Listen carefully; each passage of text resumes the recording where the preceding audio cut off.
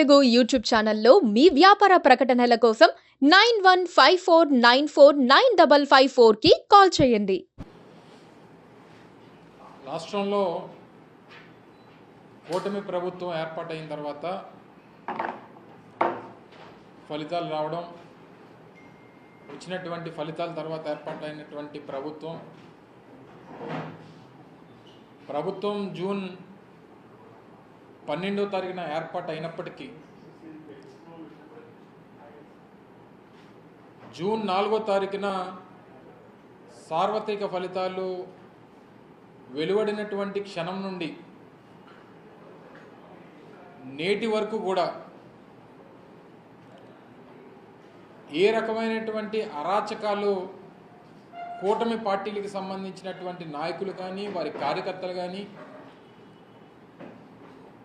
రాష్ట్ర వ్యాప్తంగా ఏ రకంగా విధ్వంసం సృష్టిస్తూ ఉన్నారో అన్నటువంటిది మనందరం కూడా చూస్తూ ఉన్నాం.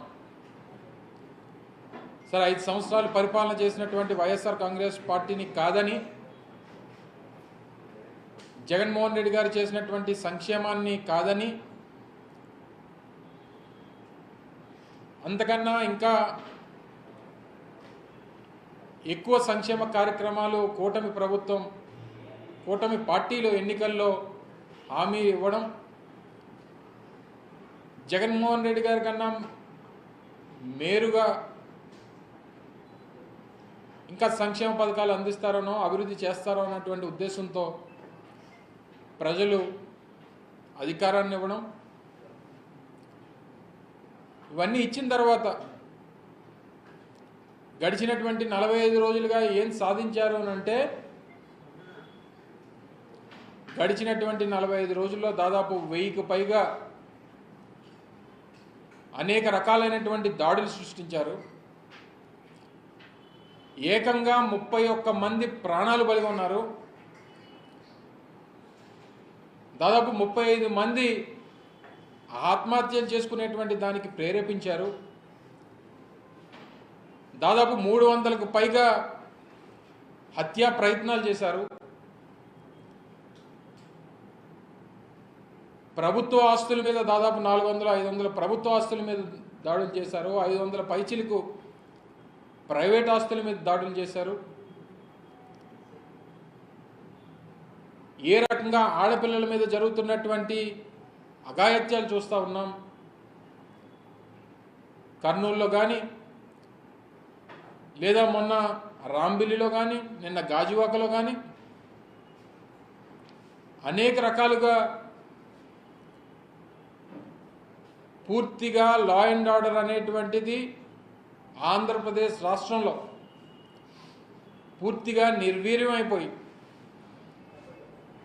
ఏ ఒక్క వ్యక్తికి కూడా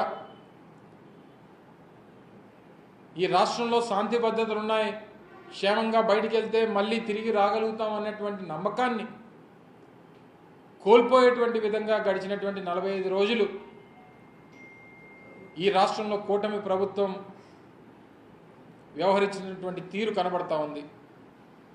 నిన్నటికి నిన్న వినుకొండలో జరిగినటువంటి సంఘటన దేశాన్ని ఏ రకంగా కుదిపేసిందో,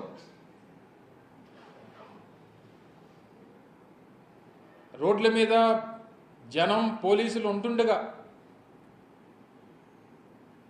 మా వైఎస్ఆర్ కాంగ్రెస్ పార్టీకి చెందినటువంటి మైనారిటీ నాయకుడు, యువజన నాయకుడు అయినటువంటి వ్యక్తిని తెలుగుదేశం పార్టీకి చెందినటువంటి కార్యకర్త ఏ రకంగా అమానుషంగా కత్తితో 2 చేతులు నరికి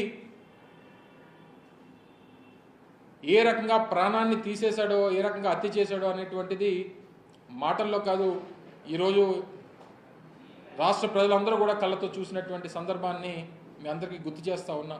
Please subscribe to